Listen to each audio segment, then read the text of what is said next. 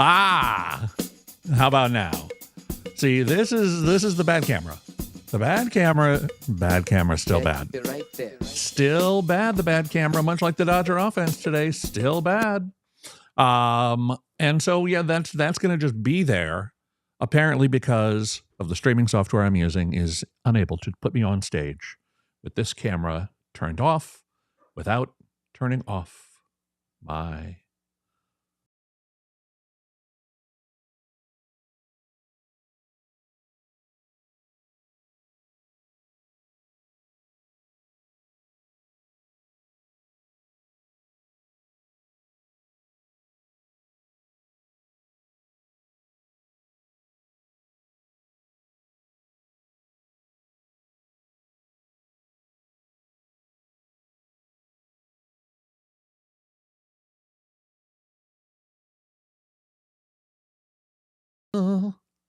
Hi.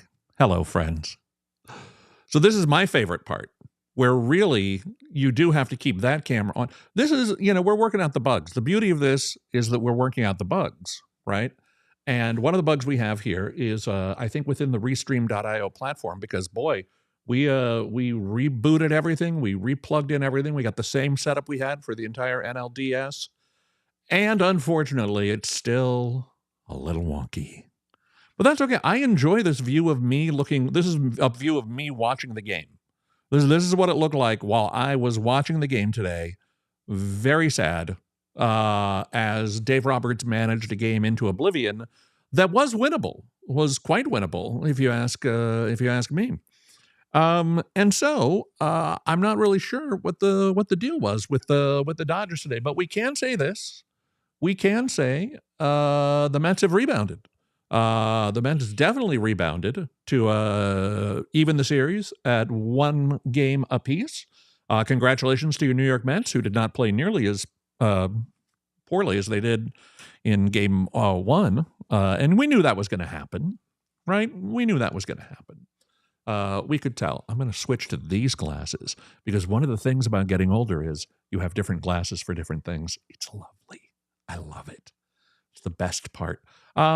And so, welcome. We're hoping to hear, I can't guarantee this, but I know somebody who's at the game, and that's TV's David Greenspan. He was out there today in the hot sun watching the game, and I'm hopeful that when he gets back to his car, he'll be able to chime in and join us, and we'll see what happened.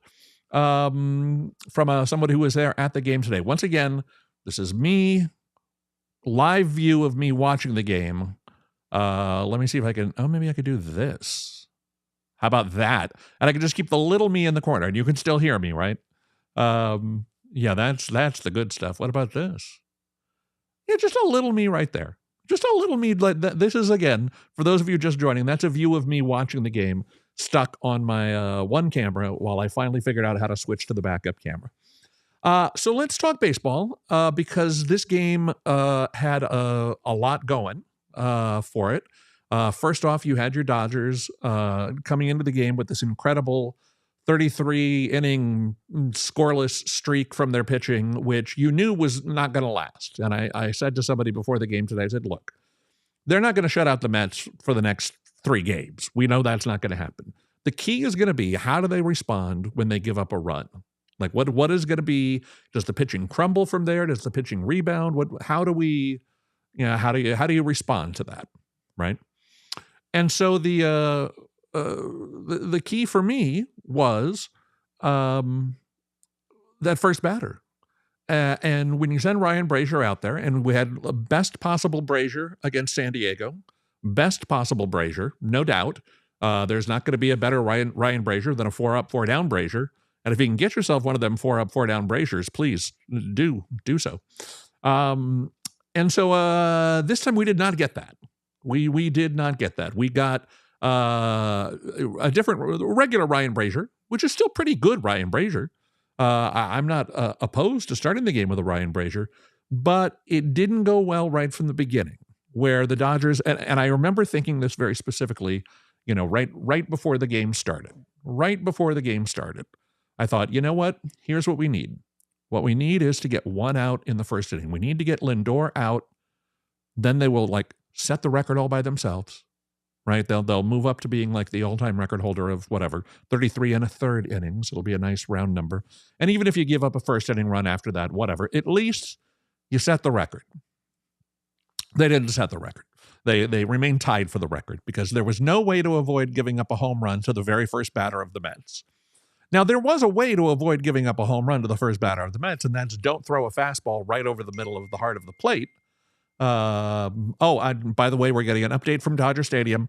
Completely okay from David Greenspan, saying he's having trouble connecting on his phone. I'm going to text him back. Completely okay. That's right. And, bless him. He's at the game. There's 10 million people there, and it's probably a cell phone nightmare. So I'm just going to tell him, join if you can later. All right, great. And congratulations again. We'll see if he gets in. If he gets in, it'll be a surprise bonus for all of us. And if he doesn't, well, we understand. So anyhow, that pitch selection, obviously, you want to execute a pitch to Lindor, who is Ohtani hot. He is extremely caliente, muy caliente, and they didn't execute. Fine. You get beat by their best player, that's fine. On 1-0. This is not a disaster. The Dodgers could score more than one run. But it just seemed like from that point on, the team was a little down, right? Just a little down for some reason. And I'm not sure that they ever really bounced back from that, which led to, and this is, I don't know, am I crazy or has this been like a crazy season of Grand Slam homers in the Major League playoffs? But which led to the Mets, really putting the game away, as it turned out, with the Grand Slam. Oh, wait a minute. I'm hearing beeps and bloops. Ladies and gentlemen, he's trying real hard. He's beaming in from Dodger Stadium. Let's see if we can get him in. It's TV's David Greenspan. Oh, wait, no. Wait, hold on. Gree, we see you, Gree. Hi. How are you? You made it. Can you hear us? Is the caller there? Hello? Is the caller there? We've got. Yes, hello. Yes, this is David Greenspan live from Dodger Stadium. David, how are the Mets fans feeling after tonight's this afternoon's big comeback victory? I think everybody's feeling relieved, not confident but relieved, and not confident. This is going to be a series. Yeah, that's really all we wanted, right? Was a series, and right off the bat, when Lindor hit that homer, how great did that feel? That was. I mean, I don't know. I not as good as the Vientos Grand Slam because, like Lindor, we expect it. I turned to my son. I said, "That's expected, but there's a big difference." Right. It was before he hit the home run. It was all the foul balls he was hitting. He was grinding right away. He was setting the tone. That felt good. Now that felt like Met baseball. Knock away, and then deliver the big blow. We really did get to see, boy, you were right about the pitching. Minaya really came to play today, huh? Yeah. I don't know if you can hear me, but I can. Mookie Betts has a history against Minaya, and he hits him well, but not this version of Minaya. He's a new pitcher. He's like Minaya 2.0. Yeah, they were showing that a lot on the game, the kind of Chris Sale-inspired sidearm delivery of Minaya, which has really revitalized his time on the mound there. Look, I think it went as good as it possibly could for the Mets. Any other color you want to give us from the game there? Was there a good Mets turnout today? Feel like there were other Mets fans there? No. You can put in the chat. Oh, let's see. I'm sorry, the audio's all messed up. It's all good. It's okay. Were there other Mets fans there today? Did you feel like there was a good Mets turnout? All right. Anything else you can tell me? Go ahead. Just go. We can hear you. My phone's dead. Anything? Hello. Anything you can hear us? Gree. Come in! Gree! David Greenspan from Dodger Stadium. Can you come in, please? All right. Well, that's David Greenspan out of Dodger Stadium, where the Wi-Fi and cell service is kind of a disaster. We certainly understand that it's not going great. We'll see if he. David, can you hear us? If you can ever hear us, just jump back in. I'm going to keep your mic open and your camera on, so that you can join in if you get service back. But yeah, as we were talking about the Mets pitcher today, Sean Manaea, that really seemed like it really worked out well for the Mets. The Dodgers had no answer for the new Manaea, which is he's a fine pitcher, but boy, he's stepped it up a notch in the second half after he tweaked his delivery. And boy, Ohtani especially just looked really bad today. Did not have a good feel for it. So, Gree's going to try to beam back in. We'll see if he makes it. He might make it. He might not. I don't know. We'll find out. We'll see. But yeah, so the big homer and the big grand slam really kind of set the tone for the Mets. David, have you rejoined us? Can we hear you? Can we hear you? You might be muted. I see you good. Let's see. Can we hear you now? Are you muted? You might be muted. Let's see. Let's find out. He's coming. He's beaming in. Muted? I'm going to text him. Maybe. Are you muted? Or it's just bad service. Look, there's 10 million people out at Dodger Stadium, and the cell service there is dodgy under the best of circumstances. Hey, there's Sharon Lord Greenspan. There we go.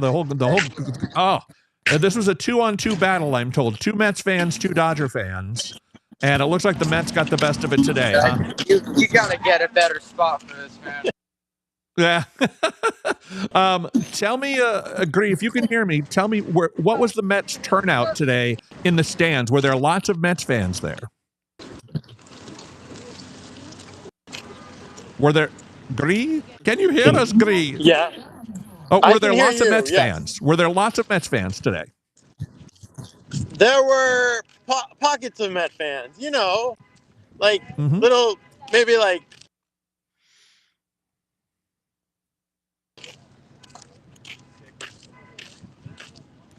Okay. Here's my advice. Get to the car, get in the freeway. When you get a little away from Dodger Stadium, give me a call back. How's that? Can you hear me for that part? It's really dodgy connection from Dodger Stadium. We're not a professional broadcast, but David, I really appreciate you trying to chime in here. Can you hear us? Can you hear us? It looks like we have a good connection. Again, the message: give us a call from the car once you get away from the stadium, and we'll see how that goes. David Greenspan doing the Lord's work, trying to beam in from the parking lot of Dodger Stadium, where the cellular service is really overloaded with sad Dodger fans. It's very sad Dodger fans, chiming in from way back, on their way back, following the Mets' 7-3 victory today. Look, here was the other part I wanted to talk about, which was a little bit of the Dodger pitching situation. We were told this was going to be a bullpen game. And we saw recently a very successful deployment of the bullpen against San Diego, where a variety of pitchers were able to execute a variety of pitches and keep San Diego off balance for the entire thing, which was great. It did not seem the same today. What we had was some Dodger relievers who didn't get the job done. It happens. It's okay. It's not the end of the world. You try your best. But what did happen after the Mets got out to that 6-0 lead was concerning for me, because it kind of spoke of Dave Roberts' approach to the game, which is, this game is no big deal, right? We won the first game. We'll get a split at home. That's fine. We'll go back to New York. We'll try to take 1 or 2 out of 3, and but we still got plenty of runway here. You don't have plenty of runway You know, you don't have plenty of runway because let's say you lose the first two in New York, it's 3-1. You're really up against it. And to me, it did not seem like there was an urgency in the pitcher usage and or managerial decisions today that indicated that this game was not out of reach at 6-0. And given the number of times the Dodgers got the tying run to the plate in the 7th, 8th, and later innings, I don't know. I just wonder if, you know, it had stayed 6-3 as opposed to going 7-3 when you put your least experienced, most junior reliever out to eat up some innings.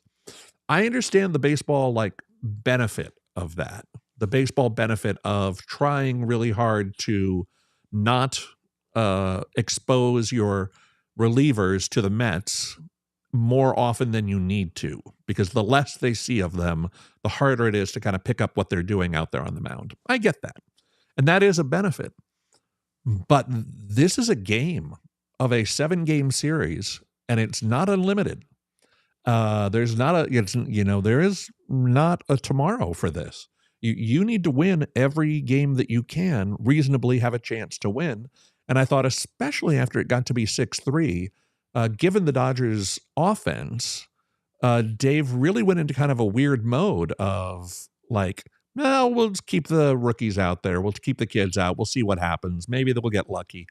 As opposed to, here's our top guys, and we're going to shut down the Mets and let our best players get to work, especially once they got Manaea out of there. Which seemed like a missed opportunity for your Dodgers. It seemed like we could have had a little more urgency on the pitching selection, the pitching bullpen usage. I don't know, if you believe in the guys, then maybe the Mets see them one extra time, but is that going to make that big of a difference later in the series? I don't know. But I do know going back to New York 1-1 for three games there is a lot different than going with a 2-0 lead, right? You go with a 2-0 lead, you're guaranteed at minimum to get back to Los Angeles. At minimum. You could win the series in New York, or you could come back to LA for game 6 or 7. You go to New York 1-1, you may not be coming back. There's a very real possibility. We just watched the last Dodger game at Dodger Stadium for this season. Remember, this is a 2-3-2 series, so they'll have tomorrow off. My understanding is they're traveling tonight. Excuse me.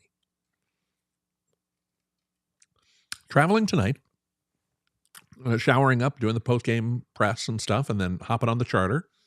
And they'll fly into New York late tonight. They'll get a workout in tomorrow, probably at the ballpark, Citi Field, there in New York.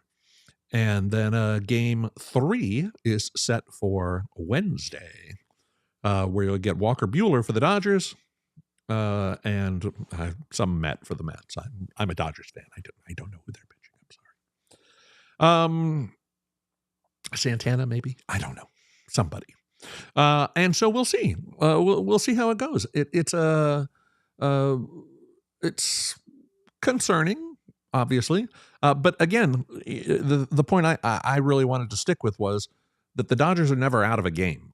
And that's what we've learned this year, coming from the Colorado comeback earlier this year, where they scored 7 in the 9th to win a game. I mean, their offense is unique, and especially once you get rid of that pesky starter, as the Dodgers were finally able to get past, or get through Darvish at least a little bit in the San Diego series, hit him up for a couple of solo homers, and then at least have some more opportunities against, somebody who was not completely shutting them down.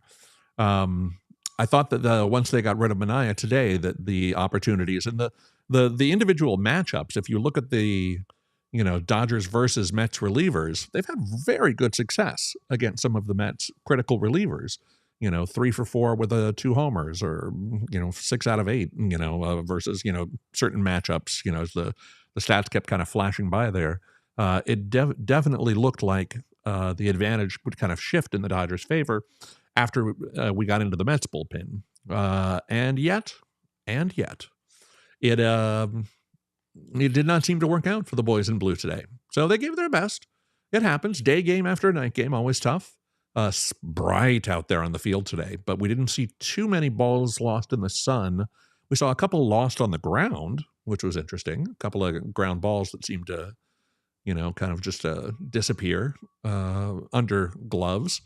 Freddie doing his best Manny Machado get in the way of a fielder impression and kind of blocking out Pete Alonso on a critical Tommy Edmonds 2-run single that made it 6-3. And it was just a good, again, you felt like they were out of it at the beginning, but from about the 5th inning on, boy, they were just one big hit away from getting right back into it. Now, that big hit could have come from a gentleman that I like to call Enrique. You may know him as Kike Hernandez, the man with the reputation of being Mr. October. Mr. October went Mr. Nothing in the crucial situations today. God bless him. Look, it's baseball. You can't succeed every single time unless you're Ohtani over the last 2 weeks of the season. And boy, that is weird. Speaking of Ohtani, real quick, it hasn't got a hit with nobody on base in the playoffs. What? Like 0 for 20 with nobody on base and 6 for 8 or something with runners on in front of him. Well, what's going on there? Now, that's a statistical oddity, maybe. Don't know, but we need Ohtani to get on base, not just hit with people on base, because then you're counting on the bottom part of the lineup to do most of the work there. But anyhow, back to the Dodgers' opportunities and Mr. Hernandez grounding into a double play, where what we really needed at that point was just a fly ball, just a medium depth outfield fly ball to get it to 6-4. And a 2-run game feels a lot closer than a 3-run game, and that might have triggered Dave, in the front office or whoever was pulling the strings on those bullpen decisions to get some of the higher ranked relievers in there, keep it at 6-4 so it's not so out of reach. At 6-4, a walk means the tying runs at the plate. 6-3, you got to get a little rally going. So it's just a different feel for the game when you're 3 down as opposed to 2. 2 is manageable. 3 is like, oof, things have to happen. Max Muncy had a nice homer today. Good to see Max, deliver in the first 2 games of the series. I think a hot Max Muncy would be a big help to the Dodgers going forward. I thought Freddie, gutted it out again today. Doesn't seem to be hurting them on the field so much, and had some good at bats. Hit a ball nearly out. Very, very close. Would have changed the outlook of the game substantially, but Mookie struggled today. Mookie struggled. That's okay. You can't hit a homer every game. And then, the Ohtani with no one on base situation. Just one of the great mysteries of the playoffs. Why does it go like that? Nobody knows. Nobody knows. So far, not a lot of chat out there. Happy to discuss the game if you want to join in with any questions or thoughts about your viewing of the game. Let me check on the other feeds. Let's see. Let's see. Oh, we have got Scott. Wait, this game is over. It's not prime time. Okay, I'm shutting down this computer and going to go time delay it. Well, I hope, spoiler alert, Scott, I'm sorry to report, the post-game show does actually include the results of the game. And I apologize if I made it less fun for you. Also surprised to find out today was a day game. David Greenspan, who was actually at today's game. But as it goes, yes, I think they have one more day game in this series coming up. I don't know if it's Thursday or Friday. One of those two is like a 4:00 Eastern, I think, day-ish game, 4 p.m. Eastern, 1:00 Pacific. And then the rest, I think, are going to be in the evening. But yeah, this is that time of year where it's one of my favorite weird things of baseball scheduling, where The NLCS has played 2 games, and the ALCS has played 0. For just because of the way the schedule works. But the Yankees and Guardians getting underway tonight at Yankee Stadium. I'm sure people will be tuning in to see Aaron Judge and the Yankees. And, they're a great national draw. As I can't remember who once said it about Duke. The Yankees are the Yankees. They're on TV more often than Leave It to Beaver reruns. But that'll be an interesting series as well. I think it's going to be Yankees in 5. If I had to predict, I'd go Yankees in 5. And in this series, am I feeling a four Yankees Dodgers in 6? I'll try it. I'll stay with Dodgers in 6 for now. If we can, keep the pitching consistent, keep the hitting consistent. It'll be interesting. But I think they still have a pretty good chance. Fingers crossed. Fingers crossed. We'll see how it goes. Yeah. So what else can we tell about today's game that was fun or exciting? Good crowd. Looked like an enthusiastic crowd. Tough to stay involved in the game when you're down 6-0 early. But I thought the Dodger Stadium crowd did a good job of bringing people to their feet when they needed to, and supporting the local 9 as they fought their way back into that one. And sometimes these games go like this. Not every game can be a big victory. Some games are, a little blowouty on one side or the other. We haven't had a really good game in this series yet, I would say. Dodgers had a couple chances to make this close today, but didn't really deliver on that. And so it felt pretty comfortable, I think, for the Mets. And if we, had solved America's cellular connectivity problem, we'd get more from David Greenspan on that, but we don't, he's bless him for trying. I was very, very thankful he was able to even at least try to beam in for that. So we'll get maybe some more Mets perspective later on in the series. We'll have an off day tomorrow. And then we'll try to rejoin you maybe on Wednesday night. Maybe, I don't know. We got a lot of things in this family happen on Wednesdays, so may have to wait until late Wednesday night to do a late night wrap-up show or something. So it's 1-1. The Mets have proven they're not going away, and it looks like it's going to be a fun series. And the atmosphere in New York, I'm sure, is going to be exciting and electric, and all kinds of fun for Mets fans. We'll see if we can get some East Coast Dodger fans in maybe to discuss what it's like to be a Dodger fan in New York. I know we have some viewers / relatives who are East Coast residents of New York who also are longtime Dodger fans. Talking about you, Alana Campbell. And we'll see if she can maybe chime in. She goes to a Dodger bar in New York. They do have a little local gathering, a little local watering hole where Dodger fans gather and watch all the games. And I know that she's been a regular there for many years. And so maybe she can give us a little color from inside the Dodger bar, which would be great. I would love to see what a Dodger bar looks like, during a Dodger game. And maybe we, just film a little during innings 1, 2, or 3 and send it over, and we'll play it back during the postgame show. Sissy, if you happen to make it there. So I guess we're switching over to the Yankees Guardians. We'll keep an eye on that game, see how it goes. No postgame for us on the AL. We enjoy the AL, but it's not a personal interest. And I just wanted to say thanks to everyone who tuned in today. We had some good viewers numbers early in the stream, and thank you for those of you who stuck around for the rest of it on kind of a blah day for the Dodgers. It wasn't super great, but we did our very best. And as always, the stream doesn't happen without you people watching.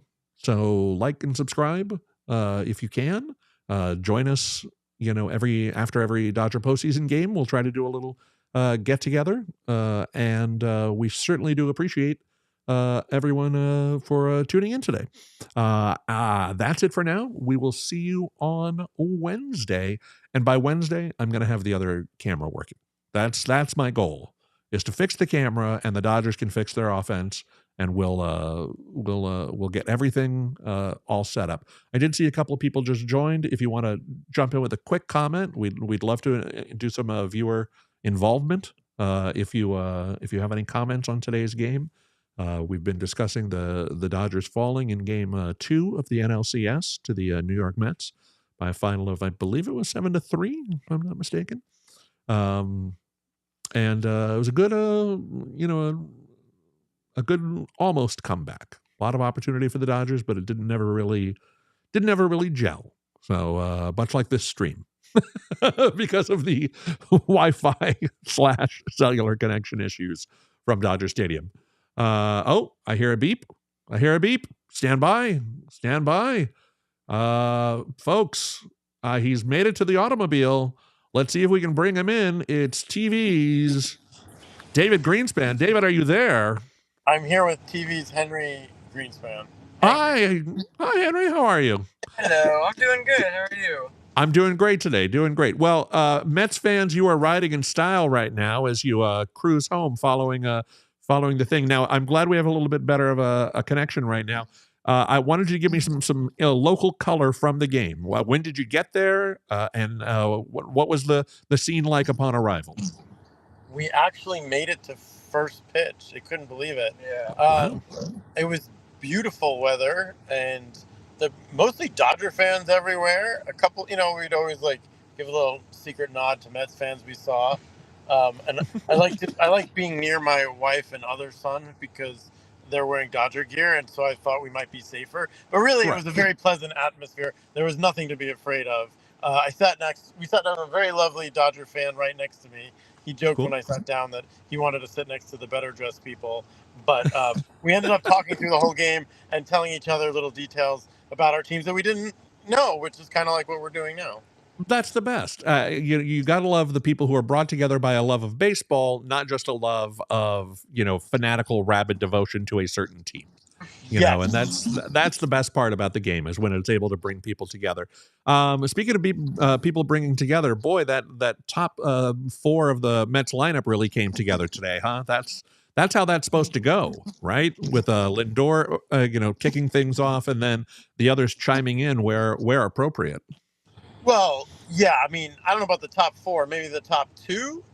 Yeah, well, because I don't know, Nimmo did connect for some good hits, and Pete locked in a couple of times. Yeah, I think everybody did a good job. They took a lead from their leader, and they decided to not just, give up at bats. Like they tried to fight through each at bat, and I think it also helped that we were facing, like you said yesterday, it was basically a bullpen game, and we weren't facing a legit starter like Jack Flaherty, so that made a huge difference. But it's really, you can get to anybody if you just grind.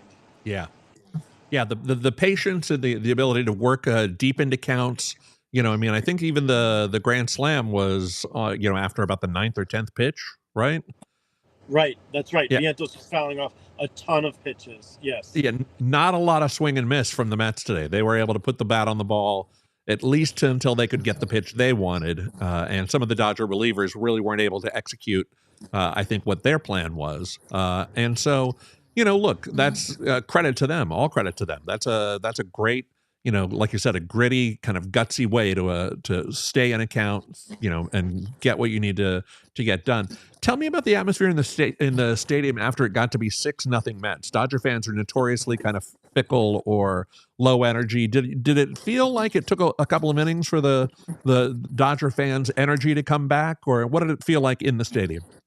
Yeah. Yes, exactly that. It got really quiet. Somebody next to me said it sounds like a church in here, and it was like, because we were up. Well, I mean, it happens. I'd be like that too. It was 6-0, and we went it was another whole inning, and then the PA announcers, they kept putting up videos of celebrities telling everybody to get noisy, and the Dodger fans were like, we don't want to score a run, we'll get noisy. But exactly. But eventually they did get into it, and it seemed to coincide with them getting on base. But I think it helped the Dodger batters when the fans got loud, and they eventually did come back into the game for sure. Yeah, and now you're telling me that the Dodgers fans were excited by Dodger performance on the field, not by the exhortations of Jason Bateman No. or whoever whoever was it, Rob Lowe Ken or whoever. Will Arnett. It's Will super awkward Yes, when they're exactly. doing that stuff and it's not going well. Oh, that's Right, sad. exactly. If I just tell The cast of I would tell a Smartless really celebrity wants to you not to get do it. fired up. Yeah. Yes. like record one that is like, okay, we're up, let's get an insurance run, as opposed to come on. Exactly. It was kind of awkward. Yeah. Well, speaking of insurance runs, we were talking about while you were gone about Dodger relief strategy and how it very much differed in this game than it did in the Padre game, somewhat dictated by the score, when they were doing like a reliever an inning just to kind of keep the Padres off balance. This time they let relievers go much longer. And then when we got behind, I kind of felt like Dave gave up a little bit, and kind of left some guys out there. He didn't bring in the high leverage guys. And then when the Mets pushed over that insurance run, to make it 7-3, that really did kind of put a cap on it, I thought. Yes, and I was thinking about that while it was happening, and I thought maybe he's playing the long game, like he was kind of giving up, or he was counting on his offense to come back and bring him back into the game, and he didn't want to use up all his best relievers too early in the series. Yeah, but I mean, the thing is, it's not a 12-game series. It's a 7-game series, and you're going back to New York 1-1, not 2-0. There's a chance you don't come home. So I don't think he approached today's game with the urgency it deserved when, the Dodgers have had multiple multi-run comebacks this year. When it got to be 6-3, that's when I think you go back to, okay, let's freaking fight for this one, and get our best guys out there, make sure we lock them down completely. Because 3 runs for this offense is, Ohtani, Betts, Hernandez, boom. Super, super easy, or at least has been shown to be not easy, of course. But relatively speaking, I felt like they had a chance to cut into a 3-run deficit. Obviously, one of the biggest plays of the game, that double play that Hernandez Kike hit into, kind of a bobbled ball at third, got the runner at second, and then Pete was able to hold the bag at first, just barely. But a critical turnaround for the Mets. If Hernandez hits a fly ball, it's 6-4, at that point. But instead, they're out of the inning 6-3, boom, and that kind of was the last, I thought, real look the Dodgers had at the game. I was afraid that that Iglesias's error was going to lead to a massive eruption. Yeah. But we had this game in hand. We controlled this game the entire time, but we ended up using our 2 best relievers to lock it down, even though it was a 4-run game. If I just to play devil's advocate for Sure. Dave Roberts, Carlos Mendoza doesn't really have Ryan Stanek tomorrow. Next game. Well, I guess there's a day off. There's a day off. There's a day off. I don't know what I'm talking about. You're right. No. I concede the point. You're right. No, Yeah, your Dodger fan here driving agrees 100% that it felt like they gave up by not getting the relievers who couldn't get the Mets out of the game.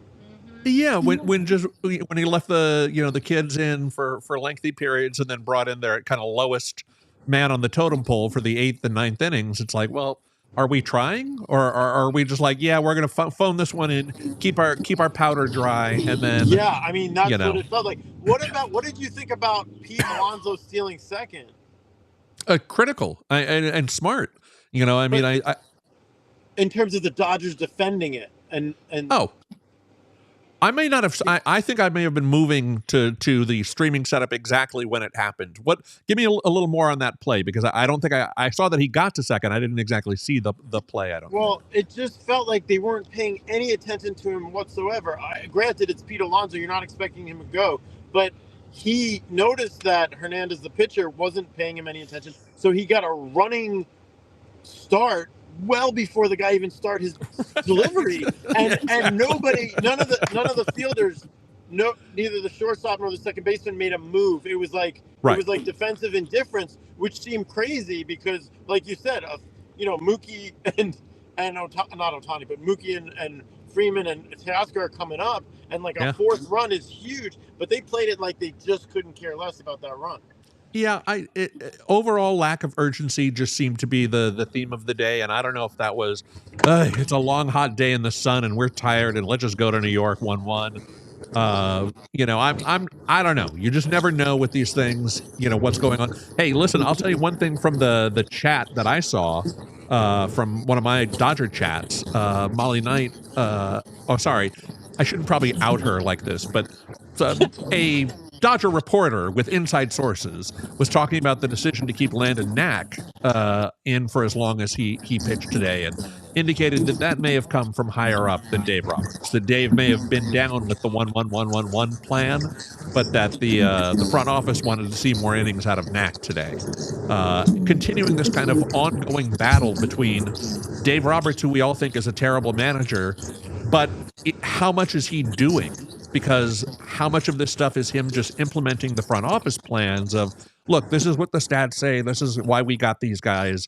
This is what we want to have happen today. Please use Knack for a lengthy period, not for, a couple batters or whatever. Definitely, it's one of those frustrations of being a Dodger fan. You've seen this happen time and time again where Dave has to, and this is why Dave keeps his job, because he's really good at, going out there and kind of putting the best possible face on these questionable decisions that he implements, that he just kind of doesn't seem like he believes in too much, but he's not like he doesn't throw the front office under the bus. He still is just like, well, I thought Landon had a pretty good opportunity, blah, blah, blah. He'll give some platitude and whatever. And I know the front office likes him for taking the heat off, but boy, that was leaving him in for as long as they did really was a problem.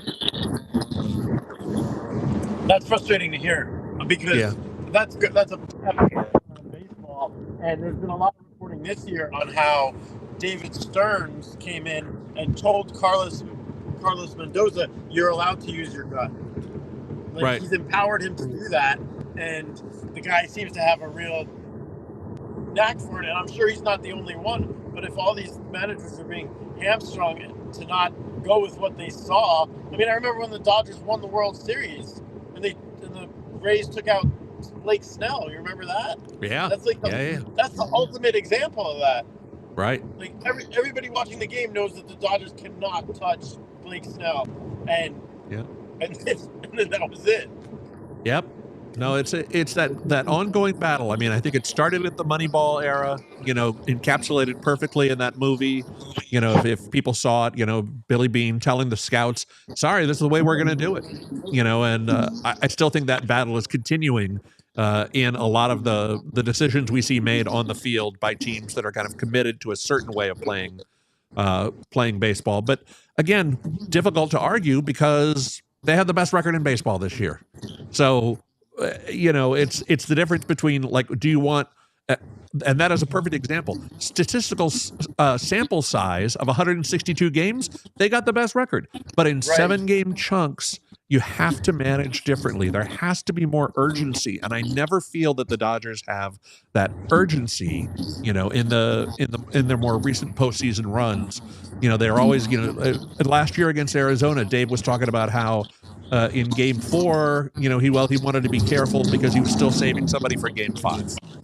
They didn't make it to Game 5. You may have or whatever it was. On the head. Yeah. Because I'm always wondering if the Dodgers are getting this many shots in the postseason, why do they seem to have relative little success? And this may be exactly the problem. Yeah. The long season sample size, they're going to end up with the best record every year, but something has to change. You have to allow for it's like letting AI manage the game instead of a human being take over. Yeah. So you were lucky enough to be there at Game 2. Will we see you at another game in this series, either in New York or in LA? Well, definitely not New York, and I don't know. I think it's just my inherent anxiety about spending money will not let me go to another game. Well, then I'm glad you went to the one you went to, because you did get to see. That's what I was worried about. I chose this one. No, with my knowledge of baseball, I picked Sean Manaea. I knew he was pitching the second game, and I was that's awesome. That's a much better bet than rolling the dice on Kodai Senga. Oh, definitely. Definitely. Well, David, thank you so much again for trying to report from the parking lot. That was a valiant effort that the cellular network in Los Angeles simply is not capable of handling. Very much appreciate it. Very much appreciate your thoughts about Game 2 and what it was like there in person. Good luck in Game 3. Coming up Wednesday night. I think the Dodgers are going with Walker Buehler if the front office allows it. And who is pitching for the Mets? I don't know. I would guess Luis Severino. But I mean, Severino. if I were managing, I would throw Quintana. But yeah, Severino's pitching. It makes sense. And good luck to you guys. It's going to be a party out there, and I'm just glad we've got a series now. Yeah, we'll see how it goes. I mean, it could be. Let's see. The listed pitcher I'm looking on the MLB app does say Severino. So yeah.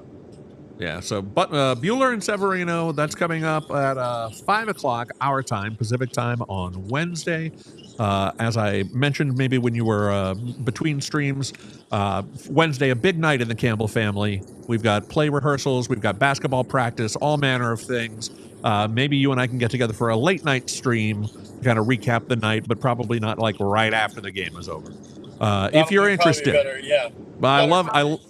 I love that you've been able to come on and chat. You know, maybe we can get that beautiful wife of yours on as well to give a little Dodger perspective.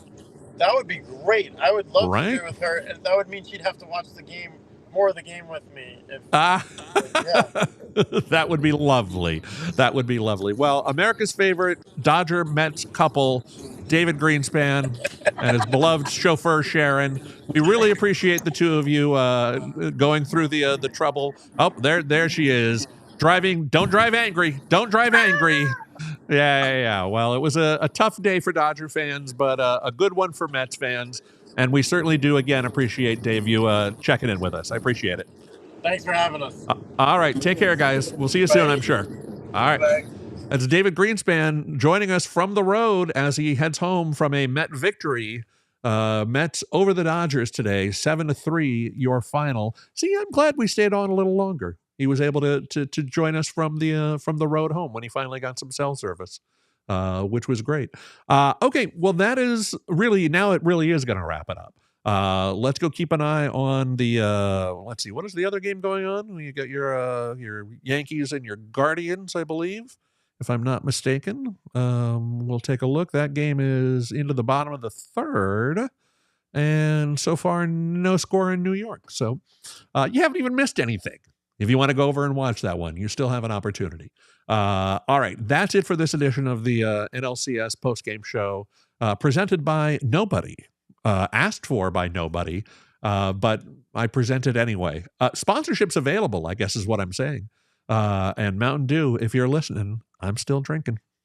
All right, everyone have a great afternoon, great evening. Thanks for watching. We'll catch you next time.